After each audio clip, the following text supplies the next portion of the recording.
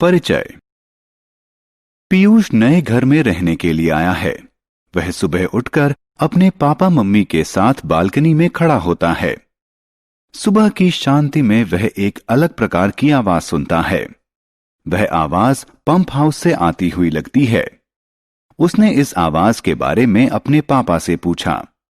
पीयूष के पापा ने उसे बताया कि पंप हाउस भूमि के भीतर से जल को बाहर निकालता है, जिससे यहां के सभी घरों में इस जल की आपूर्ति की जा सके। पीयूष को आश्चर्य हुआ, क्या भूमि के भीतर असीमित जल है? इस पाठ में हम जल प्रबंधन के महत्व के बारे में जानेंगे। उद्देश्य। इस पाठ के अंत में आप निम्न करने में सक्षम हो जाएंगे।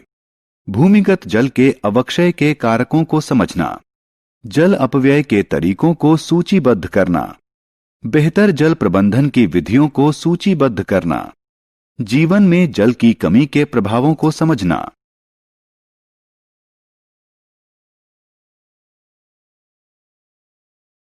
भूमिगत जल के अवक्षय के कारण बढ़ती हुई जनसंख्या। जैसा कि हम सभी जानते हैं कि विश्व की जनसंख्या तेजी से बढ़ रही है। लोगों की घर, कार्यालय, दुकान, सड़कें और पटरियों की जरूरतें भी बढ़ रही हैं। नई इमारतों के निर्माण के कारण पार्क और खेल के मैदान जैसे खुले क्षेत्र सीमित हो गए हैं। पक्की सड़कों के निर्माण के कारण भूमि के भीतर वर्षा जल का रिसाव कम हो गया है। इसके अतिरिक्त निर्माण कार्यों के लिए भारी मात्रा में जल की आवश्यकता होती है। इसके लिए भी भूमिगत जल का ही इस्तेमाल किया जाता है। इन सब के कारण भूमिगत जल का अवक्षय होता है।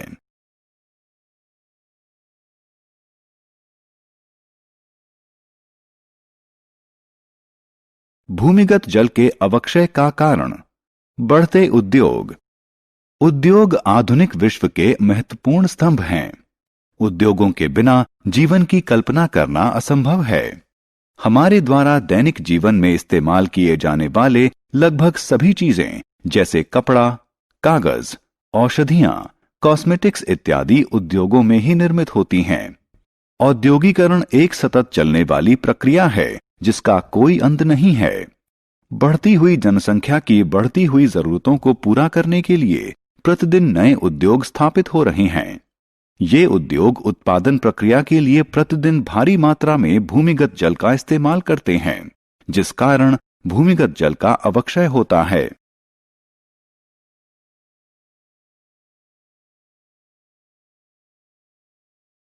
सिंचाई की बढ़ती जरूरतों हेतु भूमिगत जल पर निर्भरता। आपने समाचार पत्रों में पढ़ा होगा और टेलीविजन पर भी देखा होगा कि एक किसान के लिए फसल बर्बाद होना किसी आपदा से कम नहीं है। भारत में आज भी अधिकांश किसान अपने खेतों की सिंचाई के लिए वर्षा जल पर निर्भर हैं। जब पर्याप्त वर्षा नहीं होती है तो फसलें बर्बाद हो जाती हैं। इसलिए सिंचाई व्यवस्था पर जोर दिया जाता है। फसलों को नियमित जल आपूर्ति हेतु ड्रिप इरिगेशन, स्प्रिंकलर इरिगेशन जैसी सिंचाई की व्यवस्थाएं की गई हैं, चाहे वर्षा हो या न हो। इस प्रकार की सिंचाई व्यवस्था भूमिगत जल पर निर्भर है, इसलिए इससे भी भूमिगत जल का अवक्षय होता है।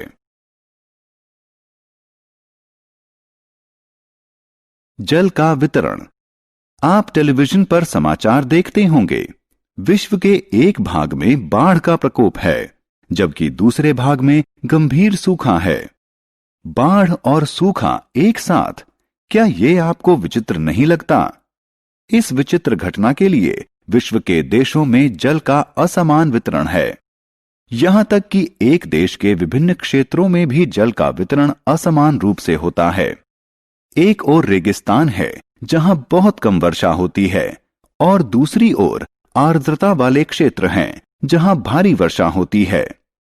विश्व की 17% जनसंख्या भारत में रहती है, लेकिन भारत में विश्व के केवल 4% स्वच्छ जल के संसाधन हैं। परिणाम स्वरूप भारत जल अभाव की समस्या का गंभीर रूप से सामना कर रहा है। तेजी से बढ़ती हुई जनसंख्या के कारण इस समस्या के और विकराल होने की संभावना है।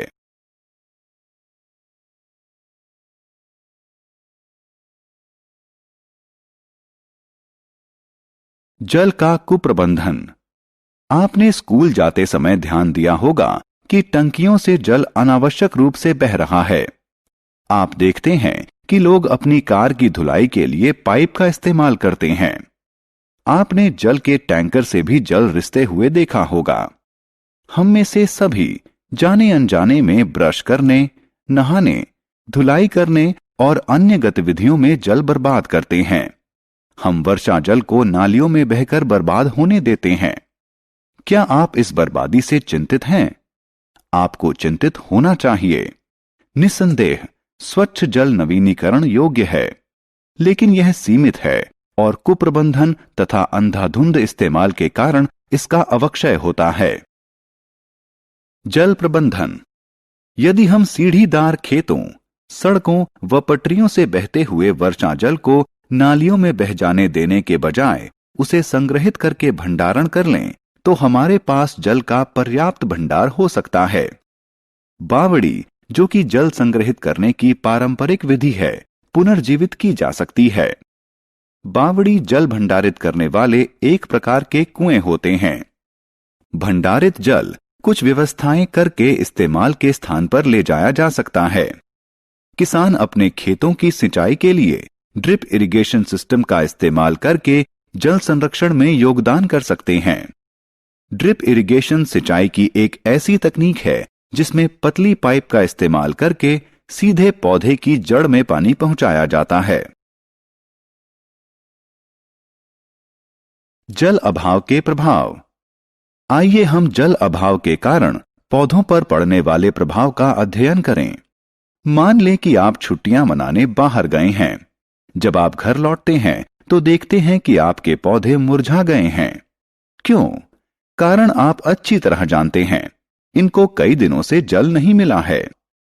पौधों को भोजन तैयार करने हेतु मृदा से पोषक प्राप्त करने के लिए जल की आवश्यकता होती है। जल अभाव के कारण वे मुरझा जाएंगे और अंततः वे सूख जाएंगे। इस तरह जल अभाव के कारण पृथ्वी से हरियाली समाप्त हो जाएगी, जिसके कारण वर्षा में कमी होगी और ऑक्सीजन की आपूर्ति में भी कमी आ जाएगी। पेड़ पौधों में कमी का अर्थ है कि भोजन में कमी। इस तरह जल के दीर्घकालिक अभाव के कारण पृथ्वी पर प्रत्येक जीव की उत्तरजीविता असंभव हो जाएगी।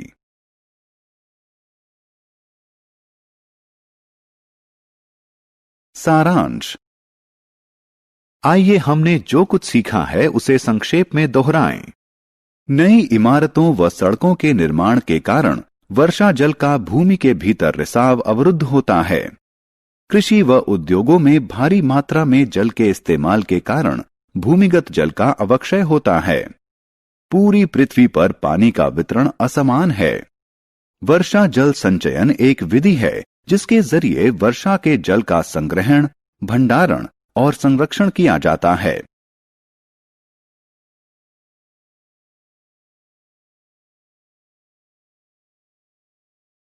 बावड़ी एक प्रकार के कुएं हैं जिनमें जल का भंडारण किया जाता है। ड्रिप इरिगेशन सिंचाई की एक ऐसी तकनीक है जिसमें पतली पाइप का इस्तेमाल करके सीधे पौधे की जड़ में पानी पहुंचाया जाता है। जल के दीर्घकालिक अभाव के कारण पृथ्वी पर प्रत्येक जीव की उत्तरजीविता असंभव हो जाएगी।